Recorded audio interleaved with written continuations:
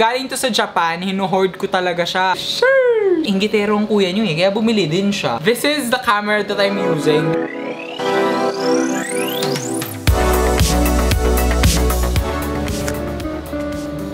Kamusta?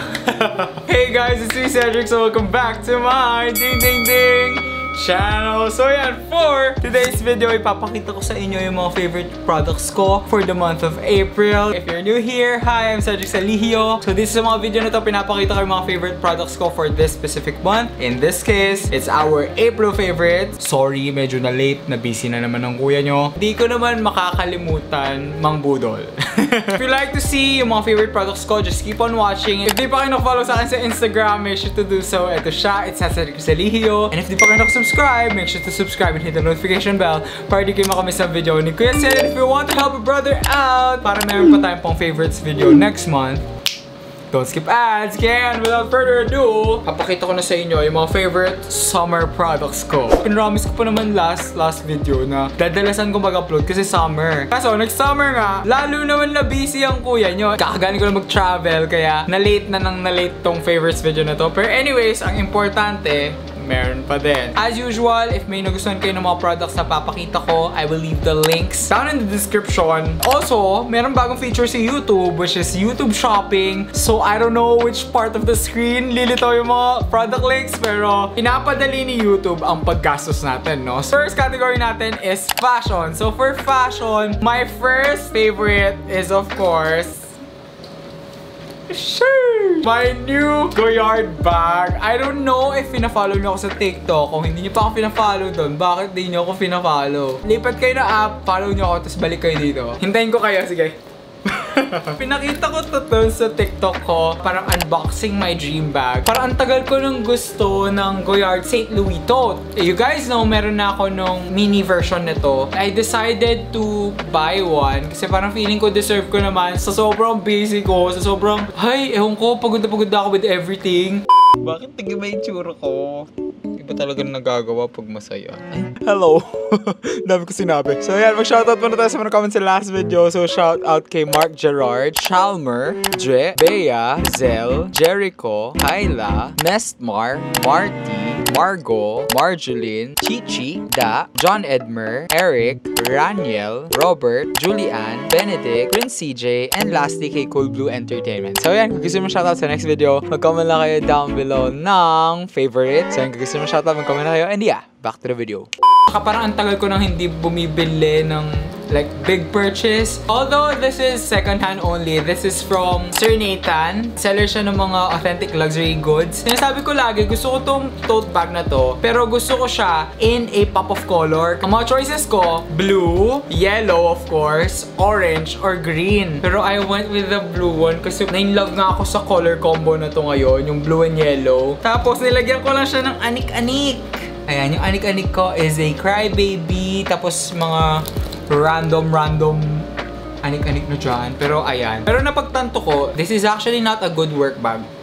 Hindi ko siya malagyan ng super dami kasi ano, nakikita nyo ba, nagsasag yung canvas niya. Kasi pag sobrang bigat, parang nagkaka-tension dito. Ito yung sakit ng Goyard St. Louis to, nagka-crack siya dito. Nilagyan ko din siya ng shaper dito. Kapag walang shaper, talagang lumulubog siyang ganyan, no? Pero it's still my favorite kasi parang ginagawa ko na lang siyang everyday bag. Perfect siya for everyday bag. Hindi ko na tinantanan to ever since I bought it. I bought it ng March. Tapos hanggang ngayon, parang kahapon lang ako nagpalit ng bag. Sabi ko, parang lahat na lang ng picture ko, ito na yung bag. Mamamahinga muna siya ng konti. Pero ayan, naka-standby lang siya kapag madami akong dadalhin. And pinang-travel ko actually to sa Singapore. Maganda sa mga Goyard to. Sobrang gaan nila. Ang haba na ng sinabi ko dito sa bag na to. Ayan. Super love ko kasi talaga siya. Tapos in the color. The color is perfect. Next naman, ito nakikita ko sa mga Instagram aesthetic vloggers. This MS na cap. I think MS is a Korean brand. Super nice lang niya. Again, with the blue color. Grabe, na-addict na talaga ako sa blue color, guys. Di ko siya masuot kasi magugulo yung buhok ko. Imagine nyo na lang. Pero sinuot ko to sa Singapore. Gusto ko lang maging aesthetic vlogger din.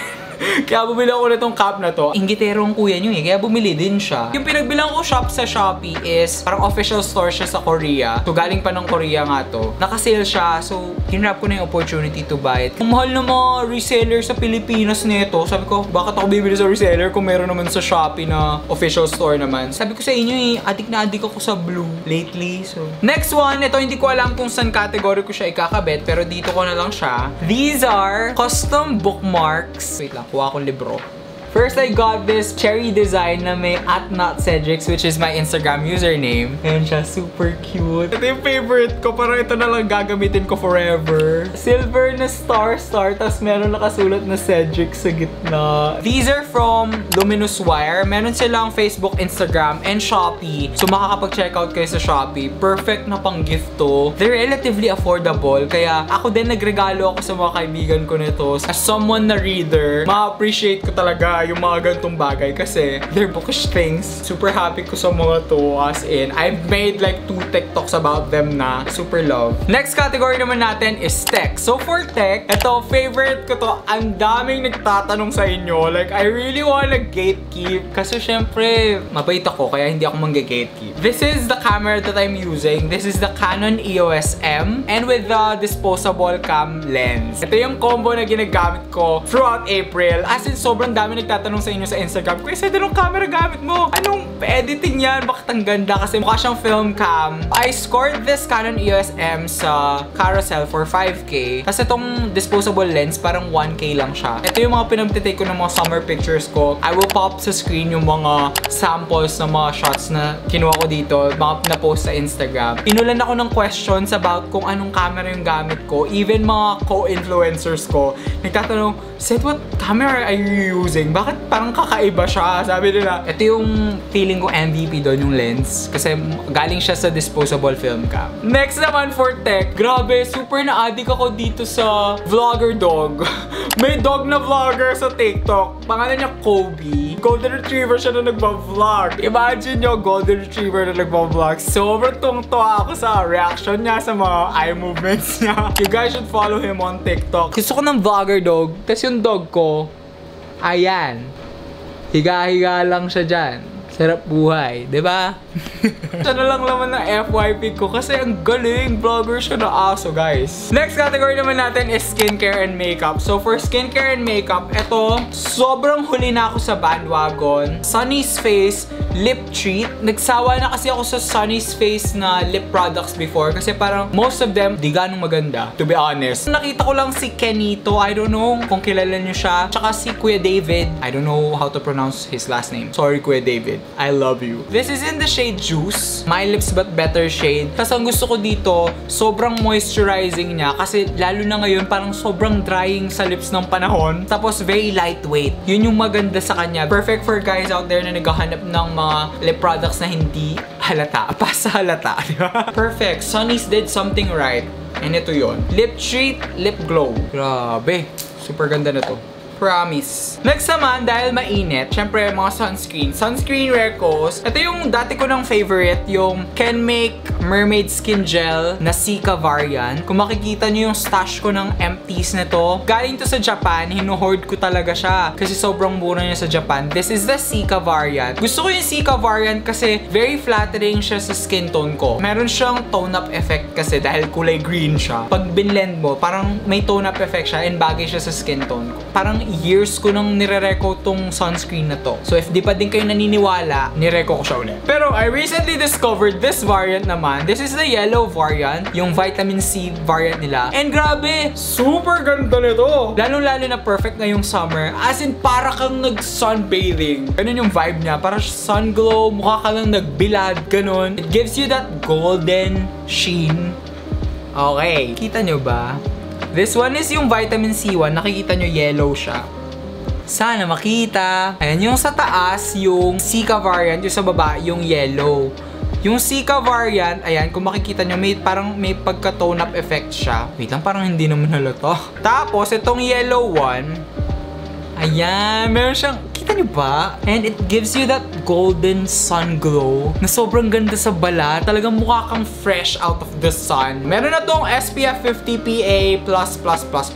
So mataas na din yung SPF niya, kaya I would reco it. Ito yung sunscreen na ginagamit ko everyday talaga, like every single day. Next category naman natin is food. So for food, ito lang talaga yung pinaka hyperfixation ko. Meadows potato sticks. Alam niyo yung mga nagla-live selling dati ng mga dried vegetables sa TikTok? Ganun siya. Pero this one, puro potato lang talaga kinakain ko. Kasi dun sa malaking pack nung dried vegetables, yung potato lang talaga yung kinakain ko. Bumili na ako ng naka-individually wrap. Tapos guilt-free pa kasi healthy-healthy siya. So, hindi ka magigilting kumakain ng chips. Ang daming flavor. Favorite ko yung original and yung barbecue. Kaya wala na sila dito ngayon. Itong tomato favorite ni Liam to. Guilt-free snacks. Next category naman natin is movies and series. Ayan, wala akong masya-share ng movie sa inyo specifically kasi sobrang dami kong pinanood dahil nag-avail ako ng Disney Plus subscription. Grabe! Super worth it ng Disney Plus subscription, sinasabi ko sa inyo guys. You guys should try it. In-avail ko na yung good for 1 year kasi parang 4,000 pesos lang siya. Good for 12 months na yon. So sabi ko, ala, sulit na sulit. Sulit na sulit pala ang Disney Plus. Mas mura siya kaysa sa Netflix. Tapos super dami ding movies like Disney movies. Tapos meron din mga Marvel doon kasi Marvel is owned by Disney, diba? So lahat ng